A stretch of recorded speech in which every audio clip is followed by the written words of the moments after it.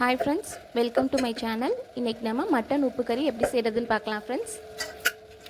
அதுக்கு 1/4 கிலோ அளவு மட்டனை க்ளீன் பண்ணி எடுத்து வச்சிருக்கேன். இப்போ மட்டனுக்கு தேவையான அளவு உப்பு, மஞ்சள் தூள் கொஞ்சமா சேர்த்து 1/2 டம்ளர் தண்ணி சேர்த்து 5 ல இருந்து 6 விசில் வச்சு எடுத்துக்குவோம் friends. குக்கர்ல மட்டன் எத்தனை விசில் வச்சா வேணுமோ அந்த அளவுக்கு வச்சு எடுத்துக்கங்க friends. மட்டன் நல்லா வேகட்டும்.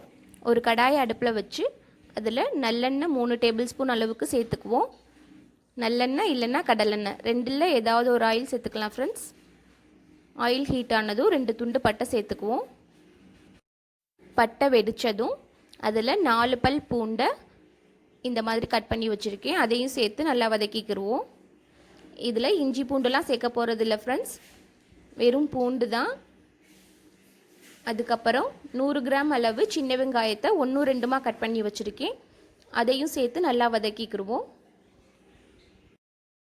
நம்ம காரத்துக்கு மிளகாய்த்தூள் சேர்க்க போகிறதில்ல ஃப்ரெண்ட்ஸ், வரமிளகாய் தான். உங்களுக்கு காரம் எந்தளவு தேவையோ அந்தளவு வரமிளகாய் சேர்த்துக்கோங்க. நான் ஒரு 10 வரமிளகாய் சேர்த்துருக்கேன். அதோட ஒரு பாதி தக்காளியை குட்டி குட்டியாக கட் பண்ணி சேர்த்துருக்கேன். வெங்காயம் தக்காளி நல்லா வதங்கணும் ஃப்ரெண்ட்ஸ். இந்த மட்டன் உப்பு கறிக்கு இந்த வெங்காயம் பூண்டு இதோட ஃப்ளேவர் தான் ஃப்ரெண்ட்ஸ் ரொம்ப டேஸ்ட்டு கொடுக்கும். இப்போ வெங்காயம் தக்காளிக்கு தேவையான அளவு உப்பு சேர்த்து அதோட கொஞ்சமாக மஞ்சத்தூள் சேர்த்து மிக்ஸ் பண்ணிக்கிடுவோம். நம்ம வேறு எந்த மசாலாவுமே சேர்க்க போகிறதில்ல. வெங்காயம் பூண்டு தக்காளி எல்லாமே நல்லா வதங்க விட்டுருவோம். இப்போ பாருங்கள் நல்லா வதங்கிருச்சு.